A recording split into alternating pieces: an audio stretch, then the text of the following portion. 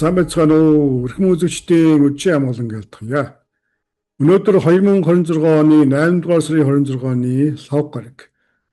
Өнөөдөр цагаачлалын хуульчдын донд анхаарал татаж байгаа дараах сэдвээр тооч мэдээллийг хүргье. За энэ бол Америкийн нэгдсэн улсын гадаад дахь элчин сайдын яамдууд дээр цагаачлалын визийн тоодыг цуцалж эхэлсэн тухай мэдээ олонний анхаарлыг татаж байна. За энэ бол шүүхийн шийдвэртэй холбоотой манай сугасаас өмнө мэдээлж байсан Трейд департаментаас нэр бүхий 75 улс орондоо зарлаад байсан цагаачлалын визийн төр хөргийг хууль бус гэж үзэж хүчингүйд тооцсон байдаг юм а. За шүүхийн шийдвэрийн дагуу бол Трейд департаментаас цагаачлалын визүүдийг хэвийн байдлаар процесс хийж улмаар шаардлага хангасан хүмүүсийн визийг олгох ийм үүрэг хүлээж байсан.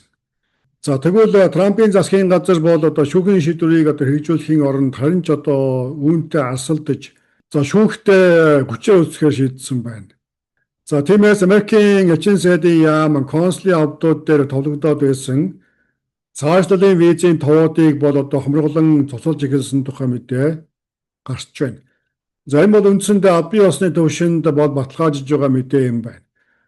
Үүний учир бол Трейд департаментаас үүнтэй холбоотой албан тайлбар гаргасан байгаа. За энэ тайлбартаа өгүүлэхдээ шинээр гарсан public charge журмыг хэрэгжүүлэхтэй холбоотойгоор гадаад дахь элчин сайдын яамны ажилчдад сургалт явуулахтай холбоотой гэсэн тайлбарыг хийсэн байна. За нөгөөтэйгүр цагаачлалын болсон визүүд нэг ялангуяа оюутны визийн тоодыг цуцалсан тухай мэдээ бас чигдэлсэж байгаа. Гэхдээ энэ бол одоогийн байдлаар албан ёсны төвшөнд хараахан баталгаажаагүй ийм мэдээ байна. Ямар ч тач гадаадд байгаа Америкийн элчин сайдын яамдууд дээр бол визийн ярилцлагуудын процесс ихээхэн удаашралтай нэг ялангуяа цагаачлалын визийн ярилцлагуудыг хомроглон цуцалж байгаа тухай мэдээ байна. Тиймээс хэрвээ та цагаачлалын визийн ярилцлаганд орохоор товлогдсон байсан бол магадгүй өөрийн анх бүртгүүлсэн имэйл хаягаар мэдээлэл авч магадгүй. Хэрвээ ийм мэдээлэл аваагүй нөхцөлд өөрийн оршин сууж байгаа улс орнд дахь Америкийн элчин сайдын яам консулын албатай холбогдож тодруулга авах нь зүйтэй юм а.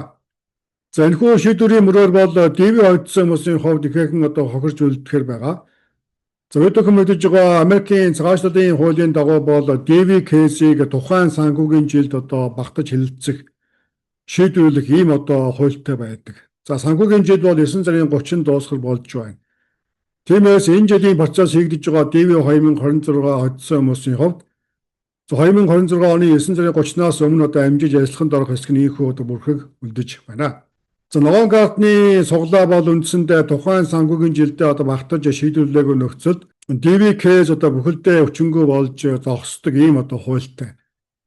Тиймээс хуулийн хугацаанд багтаж шийдвэрлээгүй ДВ кейсийг бол буцаан хөөж хэлэлцдэггүй ийм практик байна. За ДВ кейс гэснээс үүнтэй холбоотой бас нэгэн мэдээ байгаа нь манай сугаар бас өмнө мэдээлж байсан. За ДВ хоцсон боловч процесс хийгдэж чадаагүй хүмүүсийг төлөөлсөн эргэцүү маргаа өргөсөн тухай. За тэгвэл энэхүү эргэцүү маргааныг төлөөлсөн Red Eagle хуулийн фирмийн эргэцүүийн зарга бол үндсэндээ амжилтанд хүрсэн мэдээ байгаа. Гэхдээ энэ бол зөвхөн тухайн эргэцүү маргаанд нэр зан оролцсон хүмүүст хамаарах ийм шийдвэр юм байна. За үүний улмаас сайн мэдээ бол тухайн эргэцүү маргаанд нэр зааж оролцсон хүмүүсийн хувьд цагаачлалын визээ авах эргэцүүн боломж бүрдэж байгаа бол нөгөөтэйгүр дээр өгүүлсэн эдгээр хүмүүсийн хувьд 9 сарын 30-наас өмнө амжиж виз авах хэсэг асуудал ийхүү бас эргэлзээтэй байна. За логоргийн байдлаар ийм мэдээллийг та бүхэнтэй хуваалцж болохоор байна. За энэ болон энэ мэтээр цагаачлалтай холбоотой мэдээллийг манай суугаар цаг тухай бүрдэн шуурхай мэдээлсээр байгаа. Нөгөөтэйгүр эдгээр мэдээний мөрөөр гарсан шинжилсэн мэдээллүүдийг манай суугийн 7 хоногийн том мэдээгээр мөн дэлгэрүүлэн өгсөөр байна. Ташин дөрөвдөхөд манай суугт нэгдэж байгаа subscribe дарж байгаа нийт үзэгч та бүхэнд маш их баярлалаа. Та бүхний тууштай дэмжлэгээр манай сууг ийхүү олон түмэндээ шуурхай байдлаар хүрсээр байна. Өнөөдрийн мэдээнд анхаарлаа хандуулсан үзэгч та бүхэнд маш их баярлалаа. Дараагийн мэдээгээр удахгүй уулзъя.